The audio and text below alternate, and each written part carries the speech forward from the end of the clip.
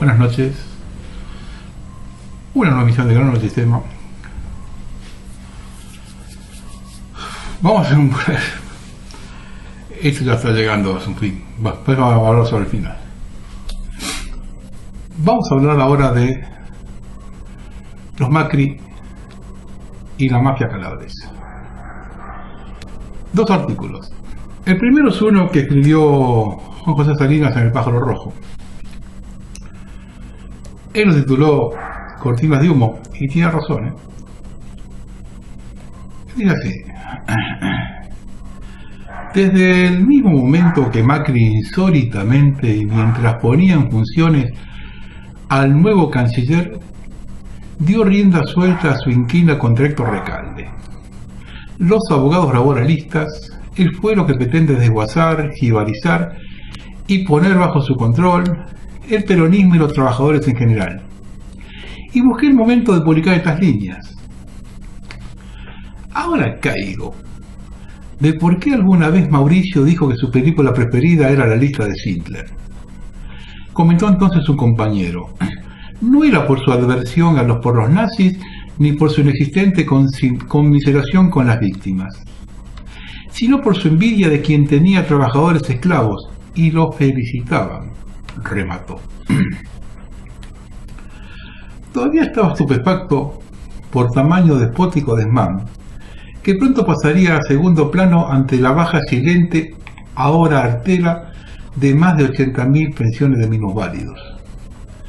Cuando otro compañero me hizo notar que el exabrupto bien podría ser una cortina de humo para ocultar que la familia Macri no solo es un puntal de la 'ndrangheta, la mafia calabresa que ha logrado desplazar a la Corleonesa de Sicilia e incluso tomó la delantera en dura competencia con la camorra napolitana, sino que uno de sus miembros había sido detenido horas antes en Brasil, acusado de enviar a Italia un alijo de cocaína enmascarado en un cargamento de limones argentinos. Cuando el pasado 24 de febrero publiqué aquí una impactante nota de Rocco Carbone titulada Andragatos, que revela que la jefatura de la familia de Siderno, de donde es oriundo Franco Macri, está en manos de sus parientes, razón por la cual la titulé Filiaciones, los Macris de la 'ndrangheta. Le antepuse el siguiente comentario: el final me parece un poco forzado, pero la nota bien vale la pena. El párrafo que había provocado mi incredulidad es el siguiente: ¿será casualidad que hace unos días en el puerto de Gioja Tauro, construido y controlado por la 'ndrangheta, han desembarcado 55 kilos de cocaína procedente de la Argentina por un valor determinado de 11 millones de euros? Hoy no estoy tan incrédulo. Unas horas antes del exabrupto presidencial se habría publicado esta noticia. La Policía Federal de Brasil anunció haber arrestado en la mañana de este viernes 9 de junio en el aeropuerto de Guarulhos, en San Pablo, al mafioso italiano Vincenzo Macri, considerado un forajido internacional para la justicia italiana y objeto de una alerta roja de Interpol. Macri será juzgado en Italia por tráfico de drogas. Según la Policía Federal de Brasil, Macri usaba una identidad venezolana falsa, la de Angelo Di Giacomo. Siempre de acuerdo con la policía de Brasil, Macri pertenece a la homónima familia mafiosa de la 'ndrangheta, que opera en Siderno, región de Calabria, Italia, ligada a la familia mafiosa de los Comiso. Macri es hijo y sucesor del antiguo jefe de la familia, Antonio Macri, que era conocido como el boss de los dos mundos, y fue llamado por los fiscales italianos como la prueba viva de la omnipotencia del crimen organizado. Cuando Antonio Macri fue asesinado en 1975, 5.000 personas asistieron a su funeral en Siderno. Vincenzo Macri coordinó por más de 10 años el tráfico de drogas como la cocaína y el hachís venidos de la República Dominicana, Holanda y Marruecos, con destino a Italia, informó la policía. Según la agencia Reuters, en conversaciones grabadas con micrófonos y cámaras ocultas en Italia el año pasado y anexadas a las investigaciones, Vincenzo Macri debatía con sus interlocutores planes de expandir los negocios del narcotráfico hacia Venezuela. El detenido está alojado en la sede paulista de la Policía Federal, que informó acerca del inicio del proceso judicial que posibilitará su extradición a Italia. La 'Ndrangheta es hoy uno de los mayores grupos mafiosos de Italia, rivalizando con la Camorra, la mafia de Nápoles. A pesar de ser menos famosa, la organización está extendida mucho más allá del tráfico internacional de drogas y su detección es muy difícil. Se estima que en la actualidad hay 6.000 miembros mafiosos en Italia y otros 60.000 repartidos en más de 30 países diferentes. Además de actuar en el tráfico, se encontraron miembros de los Ndrines, como son conocidos los clanes del grupo, en organizaciones estatales, en denuncias sobre manipulación de resultados deportivos e incluso ligados a la gestión de recursos para la inmigración. El 24 de mayo de 2015 se conoció la siguiente noticia. 'Ndrangheta. Vuelve a la cárcel el capo Salvatore Macri. Ayer por la tarde en Siderno, los agentes del equipo móvil de Reggio Calabria detuvieron nuevamente a Salvatore Macri, de 66 años, en cumplimiento de una orden de prisión preventiva emitida el 21 de mayo por el Tribunal de Reggio Calabria, que ratificó lo dispuesto en agosto de 2014 en virtud de la operación Contratos de Obra Pública Viciados, que lo acusó de firmar parte del ejecutivo de la 'Ndrangheta en Siderno. Salvatore es hermano del difunto jefe Vincenzo, también conocido como Baruni U, y nieto de Antonio Macri, alias Don Tony Macri, considerado el líder indiscutible de la 'Ndrangheta en toda Calabria, asesinado en Siderno en 1975. Salvatore Macri está alojado en la prisión de Reggio Calabria. Hace casi 7 años, Clarín advertía, empiecen a escuchar esto, Hace casi 7 años, Clarín advertía que la 'Ndrangheta se había convertido en la más aguerrida, sangrienta y potente de todas las mafias y manejaba el mercado mundial de cocaína. Su crónica tenía como fuente principal a Rubén Oliva, el periodista argentino radicado en Italia, que ha dirigido y realizado La Santa, junto con el colega italiano Enrico Fierro. La obra comprende un DVD con un documental que incluye una parte dedicada a nuestro país y un libro dedicado por Rizzoli, una de las más importantes editoriales de Italia, explicaba. Y ahora empiecen a escuchar con atención. A continuación, el texto de aquella crónica premonitoria con algunas mínimas correcciones. Los magistrados héroes de la lucha contra la 'Ndrangheta, como el número 2 de la dirección antimafia italiana Vincenzo Macri, participaron custodiados por un pequeño ejército de policías y carabineros en la presentación de La Santa en Roma. En la entrevista con Clarín, Rubén Oliva anunció una conclusión impresionante. En 1 o 2 décadas, como máximo, las actividades centrales de la mafia calabresa en la Argentina no tendrán más centro en el tráfico de cocaína. Serán los negocios legales, fruto de la extraordinaria acumulación de capitales de origen criminal, los que le brindarán beneficios enormes, vaticinó. La Santa, siguió diciendo Oliva, es la nueva denominación que se da a la vieja 'Ndrangheta, cuyo extraño nombre viene del griego y quiere decir valeroso, corajudo.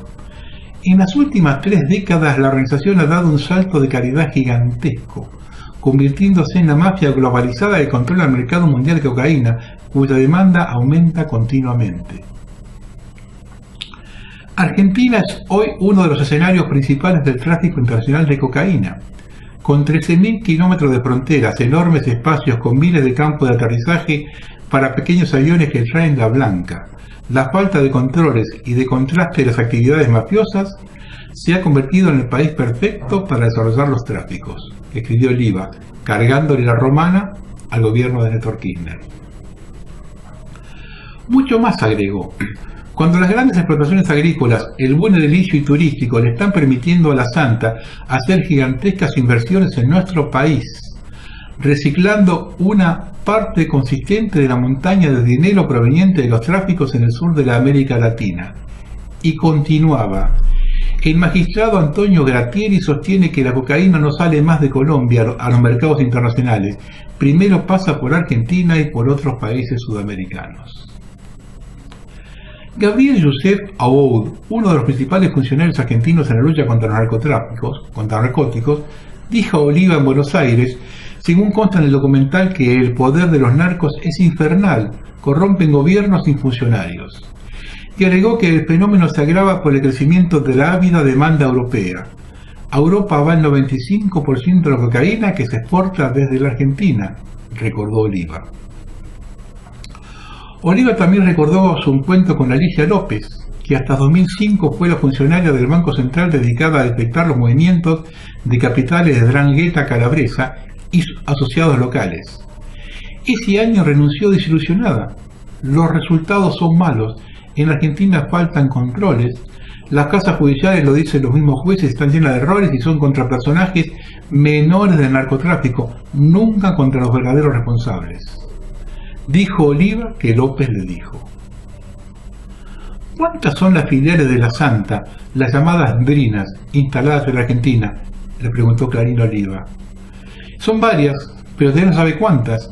Las interceptaciones telefónicas, informáticas y ambientales son continuas y demuestran que la actividad en nuestro país es muy importante y crece continuamente. La investigación de Oliva y Fierro destaca que la actividad de la exportación de cocaína en los puertos y aeropuertos argentinos con rumbo a Europa está totalmente en manos de la 'Ndrangheta. Sandra Russo también se interesó en el tema.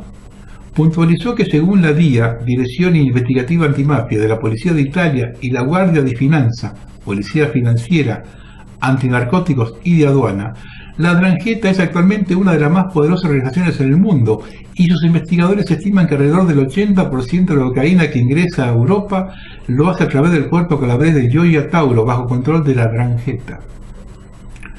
Puntualiza que otras actividades de la 'Ndrangheta incluyen el blanqueo de dinero a través de grandes contratos de obra pública y otros crímenes tradicionales como la usura y la extorsión, y que suelen invertir sus ganancias en actividades legales como la financiera o la construcción de viviendas.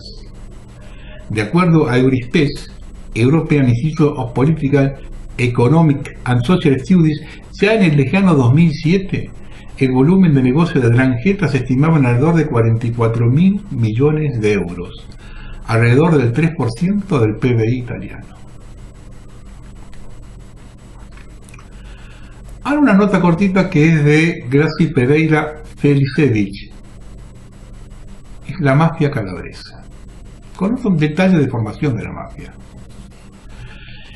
En la década del 70, Vincenzo Macri, sobrino y heredero de Antonio Macri, jefe de la Andrina de Siderno, fue forzado a rendirse, lo que significa que lo expulsaron de la organización porque su comportamiento no era digno de un buen ndrangetista. Vincenzo fue reemplazado porque tenía la costumbre de pasear en una Vespa y salir en camiseta y shorts a la calle. Incluso hoy en día, cualquier ndrangetista tiene obligación de respetar ciertos parámetros. No debe ser mujeriego y debe evitar peleas o escenas en público para no causar problemas. Dicho en otra forma, no debe llamar la atención. La 'Ndrangheta es una organización criminal de Italia cuya zona de actuación predominante es Calabria. Pese a no ser tan internacionalmente conocida como la Cosa Nostra italiana y considerada más rural en comparación con la Camorra de Campania o la Sacra Colonna Unita de Asturia, la 'Ndrangheta se ha convertido en el elemento criminal más poderoso de Italia desde los años 90. Aunque en ocasiones se la asocia incorrectamente con la mafia siciliana, la 'Ndrangheta opera de modo independiente, si bien existe contacto entre ambas dada la proximidad geográfica entre Calabria y Sicilia. Varias agencias italianas contra el crimen organizado estimaron en el 2007 que la 'Ndrangheta tenía ingresos anuales por alrededor de 40.000 millones de euros, que asciende al 3.5 del PIB de Italia. Este proviene principalmente del tráfico ilegal de drogas y también de empresas aparentemente legales, como la construcción, los restaurantes y los supermercados. La principal diferencia con la mafia reside en los métodos de reclutamiento. La 'Ndrangheta recluta a sus miembros siguiendo el criterio de la relación de sangre, de lo que resulta una extraordinaria cohesión dentro del clan familiar, lo cual contribuye a la dificultad para investigar esta organización. Normalmente se espera que los hijos de 'Ndranghetisti sigan los pasos de sus padres, pasando por un proceso de aprendizaje durante su juventud que los lleva a convertirse en Giovanni d'Onore, jóvenes de honor, antes de pasar a entrar en la organización como uomini d'onore, hombre de honor. Es rara la existencia de arrepentidos entre los calabreses. Hacia final de 2002, 153 testigos había del Programa Nacional de Testigos.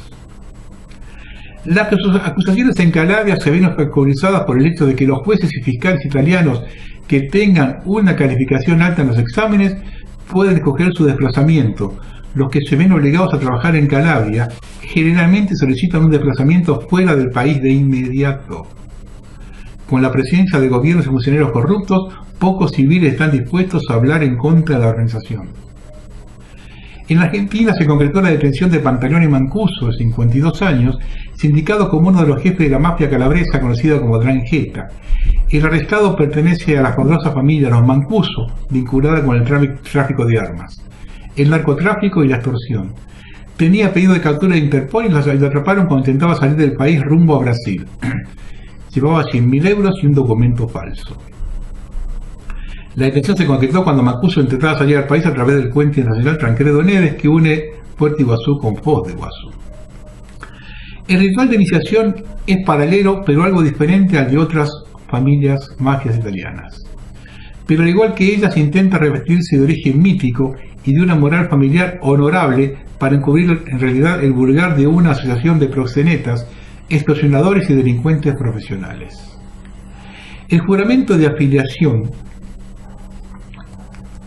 o de paso de un grado a otro, con una antigüedad de más de un siglo, se hace ante un revólver y una pastilla de cianuro, con la siguiente advertencia: desde este momento no os juzgan los hombres, os juzgáis vosotros mismos. Si habéis cometido una falta grave, vosotros mismos juzgáis qué camino a seguir, o suicidarse con cianuro o dispararse con el revólver. Debéis reservar siempre una bala en el cargador. Esa última bala es para vosotros. Así en los ritos de iniciación se remarca el concepto del honor y se advierte que quien lo traicione merece un castigo violento. Hay alrededor de unas 100 de estas familias, con un total de 4 a 5.000 miembros en Italia. La mayoría de los grupos, 86, operan en la provincia de Reggio Calabria de la región de Calabria, aunque una parte de los 70 grupos de delincuencia registrados con sede en las provincias de Calabria y Cosenza también parecen estar formalmente afiliados a la 'Ndrangheta. A diferencia de la mafia siciliana, la 'Ndrangheta logró mantener una organización de tipo horizontal hasta el comienzo de los años 90, evitando el establecimiento de una superestructura formal. Sin embargo, gracias a la información de testigos y la investigación policial, se sabe que la estructura de la 'Ndrangheta no es horizontal sino piramidal, similar al de la Cosa Nostra. Existe un jefe situado en la cúspide de la organización que solo ayuda en la resolución de conflictos e inmediatamente después en la escala de poder una estructura decisoria llamada la provincia, formada por los jefes de las principales DRINE. A continuación existen otros organismos intermedios. También cuenta la organización con un tribunal que resuelve las disputas internas. Todos los miembros de la 'Ndrangheta, tanto residentes en Calabria como los que ejercen en otra parte de Italia extranjero, le deben obediencia a la provincia.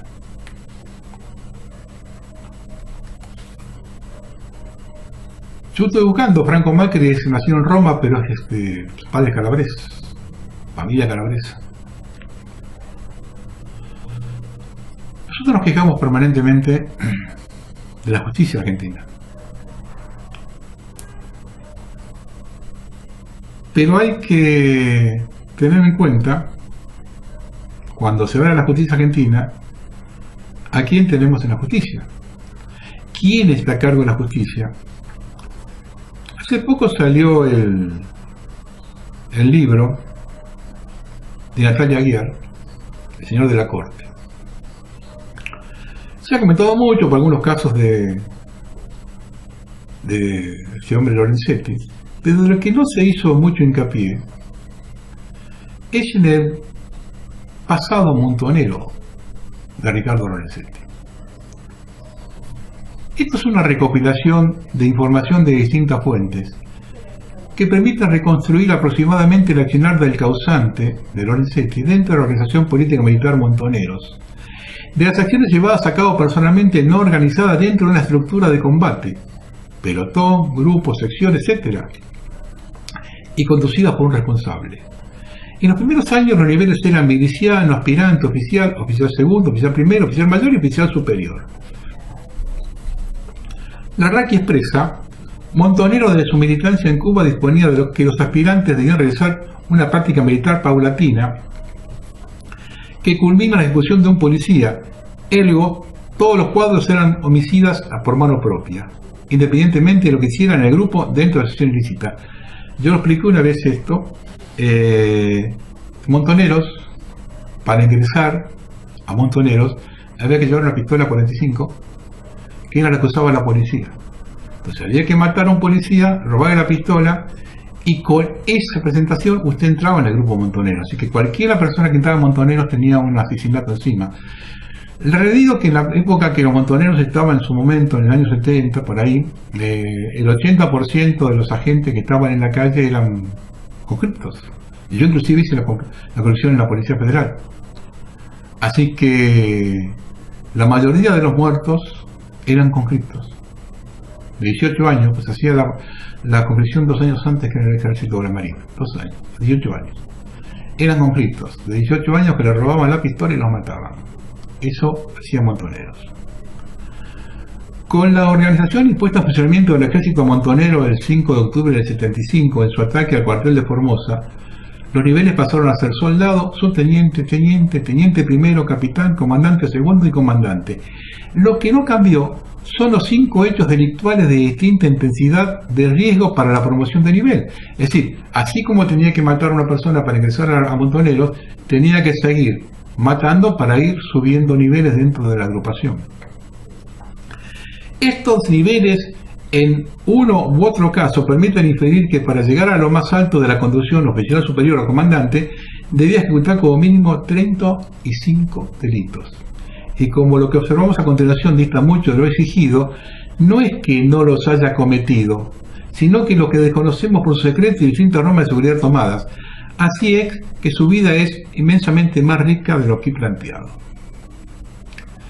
Lorenzetti militó en la UES, Unión de Estudiantes Secundarios, JP, Juventud Peronista de Rafaela, y JUP, Juventud Universitaria Peronista de la Universidad Nacional del Litoral.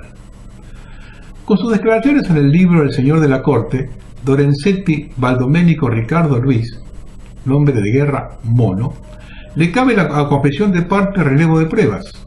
Se tiene la certeza que él mismo estuvo en la ciudad de Santa Fe desde el principio de marzo de 1974, hasta que huye cuando efectivos legales van a buscarlo a su departamento en noviembre de 1976. Por lo que se puede inferir su responsabilidad directa o como partícipe necesario en los hechos terroristas que se llevaron a cabo en dicha localidad en ese lapso.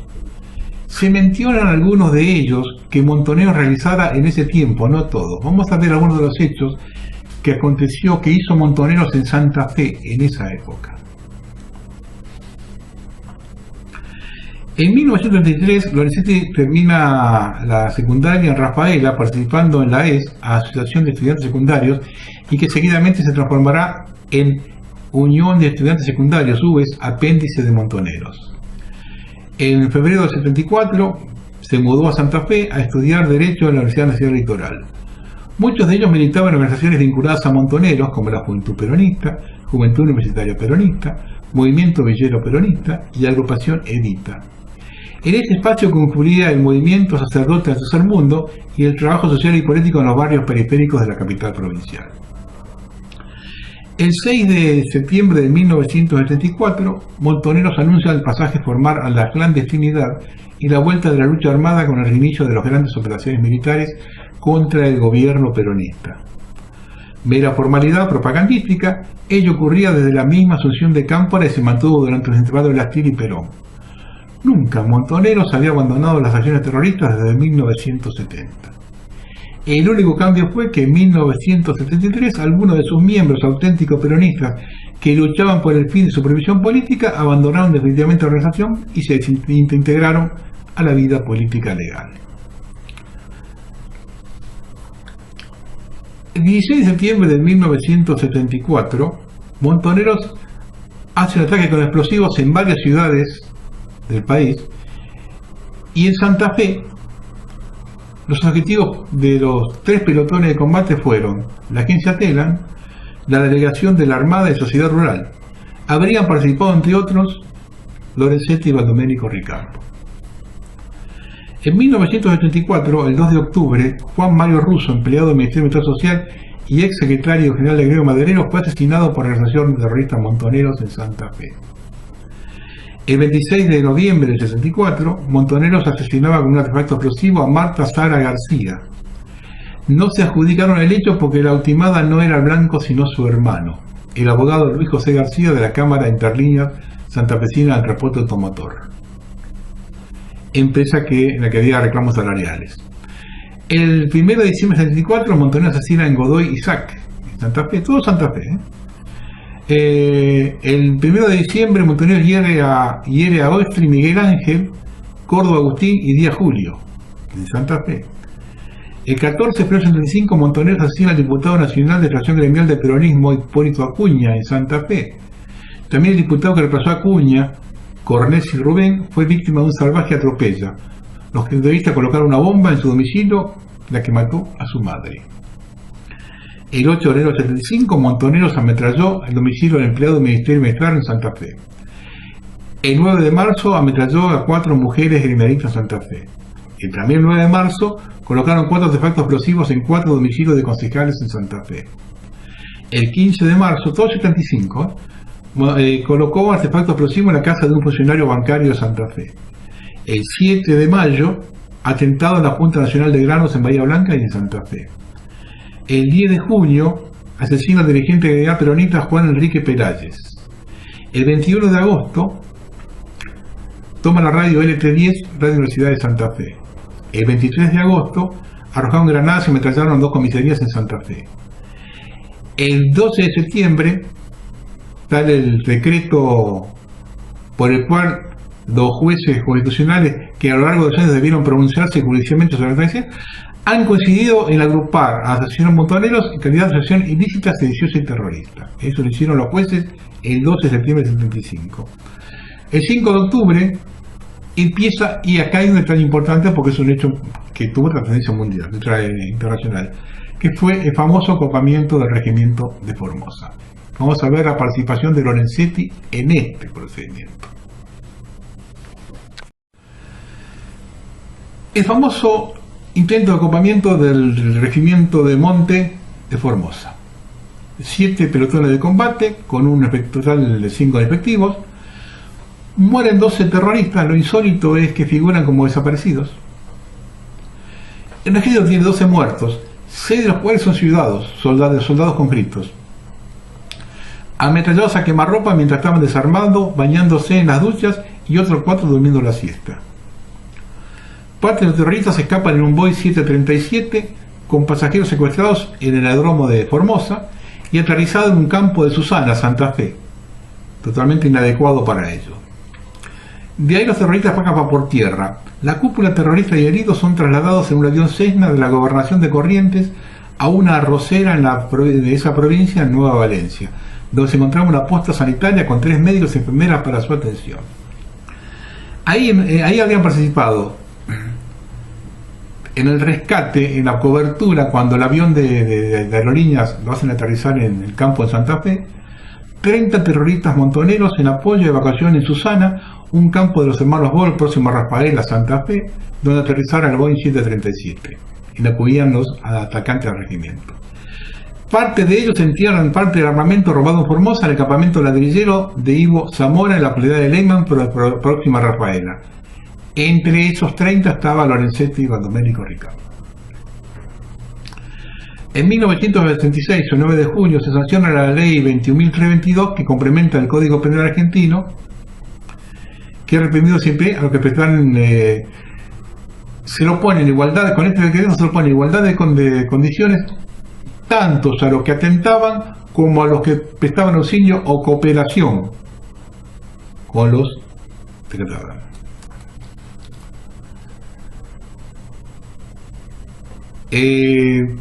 Unos meses más tarde se los declara directamente ilegales, se los reprime hasta con 8 años de prisión.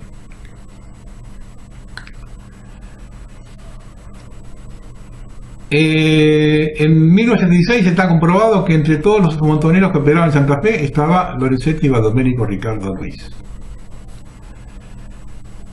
Esas son las operaciones que hizo Montoneros en Santa Fe durante esa década donde estaría implicado este hombre. Y usted observa este detalle.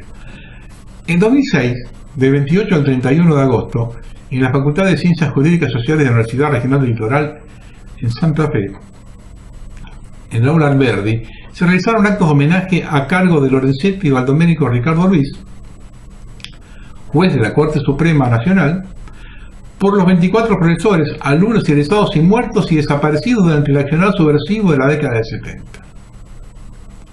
Un acto reivindicatorio de los desaparecidos de la década del 70. Entre esos a quien se reivindicaba estaba el soldado entregador del Regimiento 29 de Formosa, Mayor Alcalá Luis Roberto, compañero montonero de célula en la JUP de la Facultad de Derecho de Santa Fe de Lorenzetti. Dice que Mayor Alcalá Luis Roberto, nombre de guerra Lorenzo, compañero montonero de célula de la JUP de la Facultad de Derecho de Santa Fe del referido juez presente ahí. Se le colocó una plaza alusiva con exaltada consideración al héroe, mártir, víctima, cura, laico, refiriéndose al montonero Mayor y que sus compañeros fueron muertos fusilados en el referido cuartel, cuando fue cosa de defensa propia. Hablaron familiares, estuvo el secretario de Derechos Humanos Eduardo Luis Dualde, Jorge Pedraza de Montoneros. Los hechos demuestran la apología del delito, tergiversación de la historia y construcción de relatos, y el oro, indemnizaciones, y el bronce, distinciones para los delincuentes y terroristas. En 2010, el periodista investigador y escritor Carlos del Frade publica su libro Salud, Valores y Esperanzas, críticas de lucha de la Asociación Médica del Departamento Castellanos, edición del autor publicado este año. En dosieres en investigación e informe del cuasi mafioso Lorenzetti y Baldomenico Ricardo Ruiz, en Rafaela, Departamento Castellano, Santa Fe.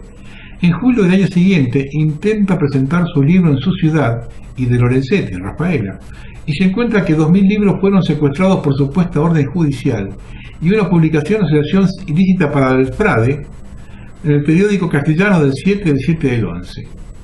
Es destacable la vinculación del juez de la Corte con Horacio Berbisky. Será de la época de Jóvenes y Derechas de Montoneros.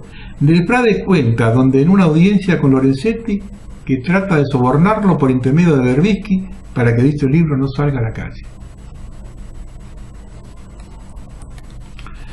En un reportaje realizado por David Rey a Natalia Aguiar, autora del libro El Señor de la Corte, se tratan cosas muy interesantes. Fíjese lo que dice Natalia Aguiar en ese reportaje que le hace David Rey. Los fallos tarifados es cuando alguien cobra para garantizar ciertos resultados, sobre todo si tenemos en cuenta que ahí llegan muchas causas de empresas relacionadas a la energía, como ser todas las causas de biodiesel, YPF, Chevron. También otras causas que están vinculadas a resoluciones de constitucionalidad o no, como en su momento fue la ley de medios. La Corte es el último resorte que tiene cualquier ciudadano, sobre todo los empresarios o políticos, ante alguna vulneración. En el libro la documentación es contundente respecto de cómo se desarticularon los mecanismos de control en el marco de la justicia, cómo se desvirtúa la letra constitucional, cómo no se respetan las normas y cómo quienes aquellos que deben hacer respetar las pasan por alto. Las irregularidades, sobre todo en el manejo del presupuesto de la Corte Suprema durante los años de la presidencia de Lorenzetti, y muestra cómo él hizo caja en un supuesto acuerdo con Néstor Kirchner cuando fue nombrado en 2004. Mientras que en 2005 delegaron las facultades presupuestarias del Consejo de la Magistratura a la Corte. De este modo se generó en la Corte un superávit de 14.000 millones de pesos, que es lo que se reconoce. En realidad se presume que serían 12.000 millones de dólares. El primer cómplice fue el expresidente Néstor Kirchner. Luego sigue una serie de jueces vinculados también a la Asociación de Magistrados de Jueces Federales. Pero dentro de la misma Corte Suprema de Justicia, los otros jueces no pueden haber estado al margen de todas las irregularidades que cometió Lorenzetti. Lorenzetti es el hombre más poderoso de la Argentina. Ha logrado generar un temor reverencial. Hay dos grandes grupos de medios que no hablan de Lorenzetti. Uno es el grupo Clarín, de donde la bajaron del programa de Mirta Legrand, a esa chica la habían citado ahí y la bajaron del programa, que ya la habían anunciado y nadie dio una explicación. Y lo otro es el Grupo América. En el caso del Grupo América habría cierta vinculación comercial y negocios con algunos de los allegados y accionistas, mientras que en el caso del Grupo Clarín ocurre que todavía tiene una serie de causas vinculadas a la fusión Cablevisión, Fibertel en diferentes provincias, como otras tantas causas. No sé qué calladito la boca. Es una persona que condiciona y extorsiona. Por eso lo define como el hombre más poderoso y temido de la Argentina. Era importante que el libro saliera, ha sorprendido a mucha gente, y los que no se hacen eco del libro es porque están vinculados de alguna manera a Lorenzetti, porque tienen causas para resolver. Incluso el mismo Macri depende de Lorenzetti para las causas de corrupción que tiene, que ya acumula como 50. Vamos despejando el camino, ¿no? El libro fue censurado por Ricardo Lorenzetti, lo confirmaron sus operadores. Confirmaron eso y que hubo desembolsos de dinero. El libro salió a la venta el 23 de febrero de 2017 y el otro día, una vez que Lorenzetti lo leyó, no se esperaba que tuviera la magnitud de documentación que tiene. Y después de haberlo hecho leer por abogados para ver si podía iniciar acciones legales contra ella y la editorial, decidió intermediar para que el libro se censure. Él fue el que habría pedido a cambio de dinero que el libro se censure. Desde 2012 hasta ahora, el hostigamiento de Lorenzetti hacia ella fue constante. Tuvo la pérdida laboral en varios lugares, además de la editorial Perfil, por expreso pedido de él. De hecho, una de las últimas amenazas de los operadores fue que se quedara tranquila, que físicamente no le iba a pasar nada ni a ella ni a su familia, pero que tenga por seguro que no iba a trabajar más en ningún medio grande de la Argentina, porque de eso se iba a encargar Ricardo Lorenzetti. Cuando volvió de Rafael, la ciudad natal de Lorenzetti, en agosto del año pasado, empezó el hostigamiento de un secretario letrado y después operadores directos y señalados en el libro como socios y otros testaferros. Empezaron a tener contactos con ella para saber el tenor de la información que manejaba e intentaron que claudicara en el proyecto final de terminar el libro. El libro termina con una entrevista a Lorenzetti realizada el 8 de noviembre de 2016, pedida formalmente el mes de octubre. Una reunión tensa donde no quiso ser grabado. Finalmente, después de una hora de hablar en off, accedió a contestar algunas preguntas. Aceptó, por ejemplo, que nombró a su mujer en el juzgado federal, que su hijo trabaja en grandes empresas vinculadas a él, en Rafaela, que nombró a un sobrino, que nombró a la cuñada, es decir, nepotismo que también acepta. Niega los supuestos negocios y testaferros, pero la investigación descubre una serie de negocios vinculados a diferentes rubros, desde salud, farmacias, financieras, constructoras, hotelerías. Ningún juez de la nación puede ejercer el comercio, pero en el caso de Lorenzetti lo ejerce a través de terceras personas vinculadas a él desde la época de Rafaela, cuando era abogado. La Corte Suprema de Argentina, y como cabeza del Poder Judicial, ha vulnerado mucha normativa y ahora está sospechada de corrupta. Entonces, ¿qué podemos esperar? No cumple con la Constitución, no cumple la ley, por lo tanto no cumple con su posición de garante constitucional, de garante de los derechos y garantía de los argentinos. Esto es lo más revelador del libro, que muestra una cabeza judicial, una cabeza del Poder Judicial sospechada de corrupta. Pero nadie se atreve a investigarlo, nadie se atreve a enfrentarlo porque es un hombre muy poderoso y vengativo, según quienes lo conocen. Debería haberse apartado no solamente de las causas de lesa humanidad por sus antecedentes, sino también aquellas vinculadas al Código Civil, que lo redactó junto a Jaime Nolasco. Según la investigación, muchas de las personas entrevistadas lo vinculan a Lorenzetti como estratega de todas las redadas o enfrentamientos. Era uno de los pensadores del grupo, él no lo negó en la entrevista, habría sido una estratega de la juventud peronista vinculada directamente a Montoneros. Esto es insostenible para la Argentina. Si la Argentina pretende crecer y los argentinos queremos otro futuro, hay que empezar con sanear la justicia. Es como que va cerrando todo, ¿no? Es como que a poquito va cerrando todo. Que es demasiado grande la puerta para cerrarla, ¿no? Da la impresión eso, que es demasiado grande la puerta para cerrarla tan fácil. Al final vamos a hacer un comentario de esto. Una pequeña nota que salió, porque vamos a entrar en tema, es que en Argentina el crecimiento de las fortunas familiares fue mayor al 10% el último año. como consecuencia de la revalorización de activos financieros en el exterior, más que por la creación de nueva riqueza en el país, explicó el cronista Jorge Becerra, senior partner de BCG y coautor del informe. Actualmente unas 106 familias argentinas concentran casi el 10% de la riqueza privada del país. Son aquellas que tienen más de 100 millones de dólares en activos líquidos, sin contar propiedades, y hay unas 45.000 familias que tienen más de 1 millón. Gran parte de esas fortunas, un 60% de acuerdo al informe de la consultora, está depositada e invertida en el exterior. Esto ocurre por falta de confianza en el sistema institucional y no significa necesariamente que se encuentre en paraísos fiscales, aclaró Becerra. Y señaló que esta situación no ha cambiado mucho desde el blanqueo, ya que gran parte de lo que se declaró no fue repatriado. No, blanqueo fue blanqueo, justamente blanqueo. Blanquear el robado. Dos tres cositas cortitas para que vean, cuando yo estoy hace rato que estoy hablando de todo esto, de la contaminación, esto ya es la eugenesia sobre la Argentina. El reglamento de estudiantes de medicina de la Universidad Nacional de Rosario se realizó en San Antonio de Areco. Fue la primera vez que se hizo en una ciudad de más de 10.000 habitantes.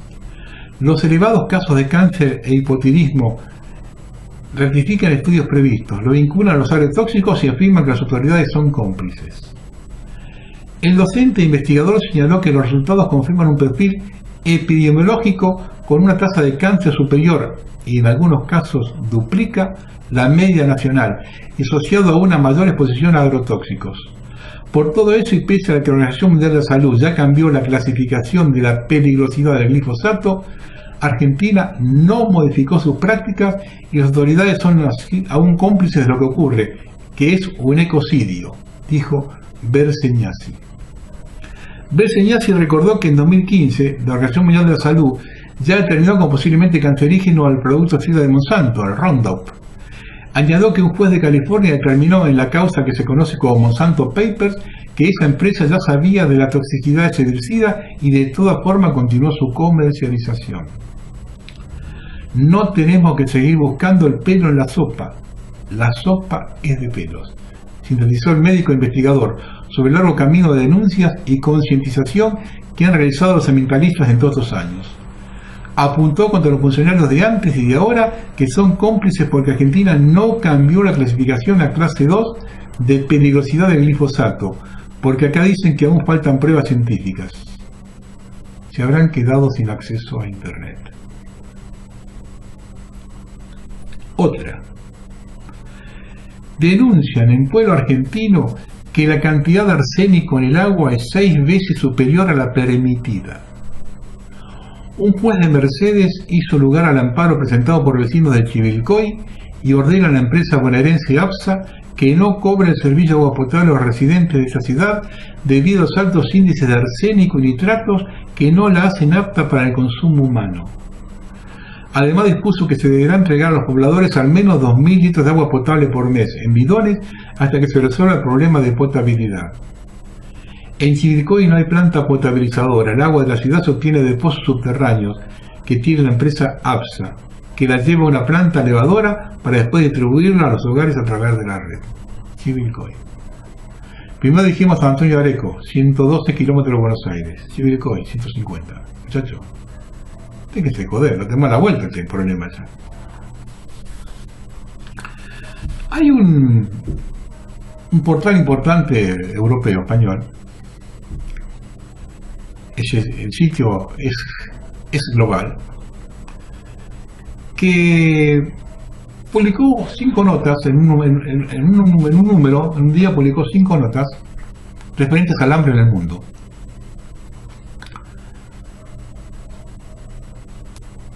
Ahí se hablaba de las hambrunas de Yemen, Somalia, Nigeria y Sudán del Sur. El 5.º artículo era sobre la Argentina, escrito por Nazaret Castro, y lo tituló Argentina, en el granero del mundo se pasa hambre. Fíjese a dónde nos empiezan a ubicar. Voy a ver una cosa, con resumir dos o tres pavaditas. El país es uno de los mayores exportadores de grano del mundo, pero siguen muriendo niños como consecuencia de la desnutrición. A 1 de septiembre, la muerte de Oscar Sánchez, un adolescente de 14 años que pesaba apenas 10 kilos, volvió a poner sobre la mesa una cuestión incómoda. En la Argentina, un país que se enorgullece de ser ganadero del mundo, hay gente que pasa hambre. La desnutrición severa es la punta del iceberg de un problema de raíces profundas. Esas otras formas de nutrición más solapadas y crónicas que comprometen el desarrollo pleno de comunidades enteras. Perdón. Se dice que un niño sufre de desnutrición de primer grado cuando está entre un 15 y un 25% por debajo del peso. Si está un 25 o un 40 por debajo del peso, sufre de desnutrición de segundo grado. Pasado el 40% de trata de nutrición de tercer grado, también denominada severa o aguda. El problema no es solo la cantidad, sino fundamentalmente la calidad de los nutrientes que digieren las clases populares. Esas que se ven forzadas a gastar más de la mitad de sus ingresos en comida y que deben optar por los alimentos más baratos y menos saludables. La finalidad no es solo lo que todos coman, sino que puedan cubrir sus necesidades de nutrientes esenciales y mantengan una dieta diversa y de calidad. Tampoco basta con la comida, abarca también el acceso a una buena higiene personal y un hábitat saludable. El pediatra Javier Albino, una de las personas más involucradas en la lucha contra el hambre en la Argentina, dice: como la desnutrición es una patología social, se necesita hacer un abordaje integral de la problemática social que le da origen a la extrema pobreza. Es multidisciplinario: educación, nutrición, jardín maternal, oficios, ropero, lectoescritura para analfabetos, escuela para padres, alcoholismo, agua corriente, luz eléctrica, cloaca, documentación, agua caliente, entre otras cosas. Eso es combatir la desnutrición. Nadie habla de eso.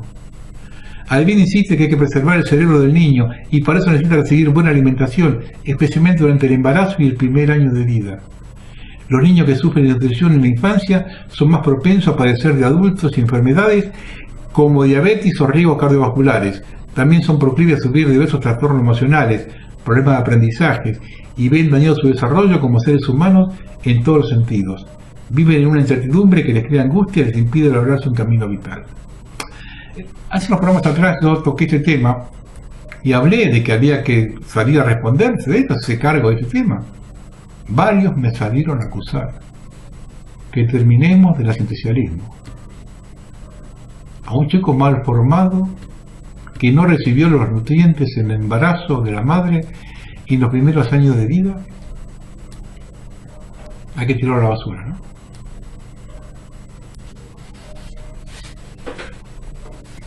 Yo creo que ya, yo con esta noticia ya creo que la Argentina ya no tiene más nada que hacer. Yo mantenía un mínimo de esperanza, pero yo creo que ya no. Ya ahora ya no. El ministro de Finanzas de la Nación, Luis Caputo, anunció que en Argentina un bono de dólares a 100 años de plazo, cuyo monto de colocación en el mercado internacional y tasa de interés se van a conocer en las próximas horas. Fuentes de esa cartera señalaron que recién cuando cierren los mercados, el Ministerio de Finanzas informará a través de un comunicado el monto que se colocará y la tasa de interés que deben ganar esos títulos. Trascendidos en el ámbito financiero indican que la tasa estaría entre el 8 y 25% anual y que el gobierno más que estaría negociando la colocación con los bancos HSBC, Citibank, Santander y Nomura. Más que empieza a emitir una tasa que nos va a hacer pagar 8 veces el capital que nos prestan, tal como pasó con la Brian Brothers con Rivadavia. Itay Herman, precandidato a diputado nacional por ahora a Buenos Aires y director del Observatorio de Coyuntura Económica y Políticas Públicas, advirtió que colocar en el mercado un bono en dólares a 100 años es una irresponsabilidad total que hipoteca nuestro futuro. Y detalló: bajemos a números la cuestión. Algunos medios publicaron que la nueva emisión tendría una tasa de interés de 8.25 por cada uno de los 100 años. De concretarse esta tasa, algunos hablan que efectivamente más del 15, es decir, 8.25, pero trabajándola como la trabajan esta gente, sería un poco más del 15.